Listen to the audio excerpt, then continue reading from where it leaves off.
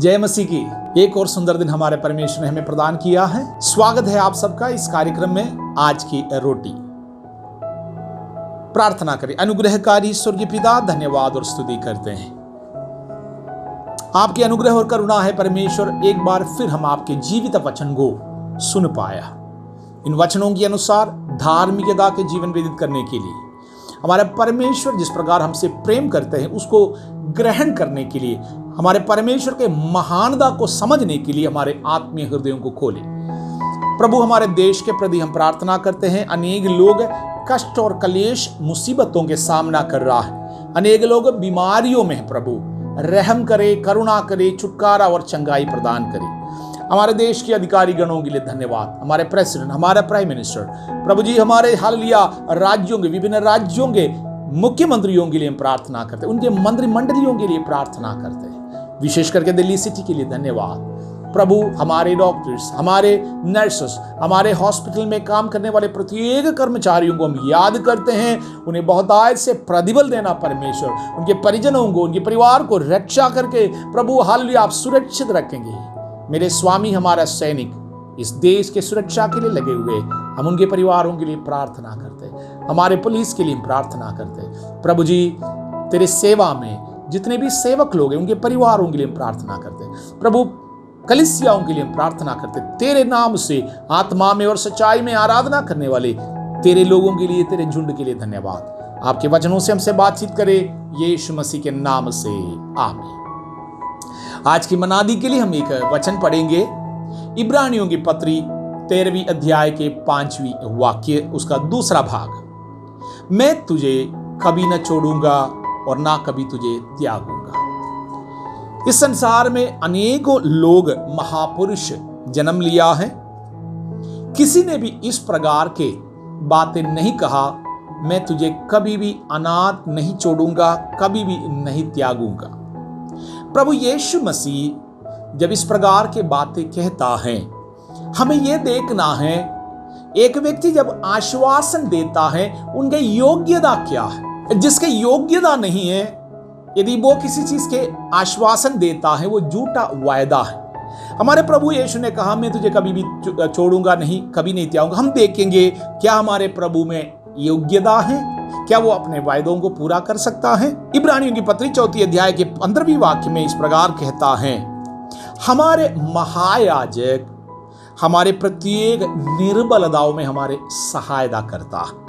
वो महायाजक सहायता इसलिए करता है, वो खुद निर्बल होकर, मृत्यु सहकर, मृत्यु के पंचों को तोड़कर, जी उठकर आज पिता के दाहिने ओर बैठकर हमारे लिए वकालत करता है।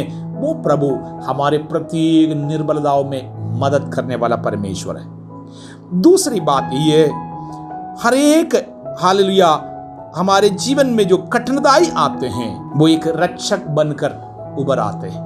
यीशु मसीह के चेले यीशु मसीह के साथ एक दिन एक झील पार कर रहा था।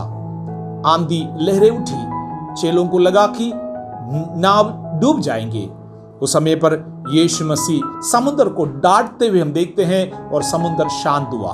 अर्थात जब हमारे जीवन में कोई खतरा आता है, उस समय पर हमारे रक्षा करने वाला हमारा परमेश्वर, आमीन, वो कहता है, मैं तुझे कभी नहीं छोड़ूंगा।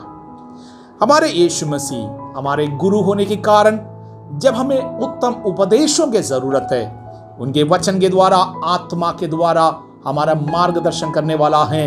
वो हमें अनाथ नहीं छोड़ेगा, आधा रास्ते में नहीं छोड़ेगा, गलत चुनौती करके गलत मार्ग में हमें जाने नहीं देगा। यदि आप अपने जीवन उनके हाथों में समर्पण करते हैं तो वो हमारा चरवाहा है। भजन संहिता 23 में इस प्रकार लिखा है, वो हमें हरी हरी चराइयों में चराने वाला, हमारे आवश्यकताओं के अनुसार हमारे मार्गदर्शन करने वाला उत्तम चरवाहा। यूहन्ना 10वें अध्याय में भी लिखा है, हमारे परमेश्वर हमें एक झुंड के समान चराता है, हमारे आवश्यकताओं के समय पर हमारे मदद करता है।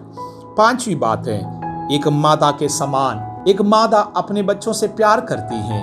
वो माता किसी भी चीजों की प्रतीक्षा करके नहीं करती है, उनके हृदय से प्रेम के कारण करते हैं। लेकिन हमारे प्रभु माताओं से बढ़कर अपने प्राण भी देने के लिए तैयार होने वाला प्रभु एक माता के समान हमारे कष्ट और कलेशों में उत्तम मददगार हैं। इसलिए वो प्रभु कह सकता है, मैं तुझे कभी नहीं छोड़ूंगा, कभी नहीं त्यागूंगा। हमारा प्रभु हमारे वेदनाओं में, हमारे दर्द में हमें चंगा करने वाला, हमारे बीमारी के समय पर चंगा करने वाला है, क्योंकि उस प्रभु ने कहा, यीशु ने कहा, मेरे कोड़े खाने से तुम चंगे हुए हो।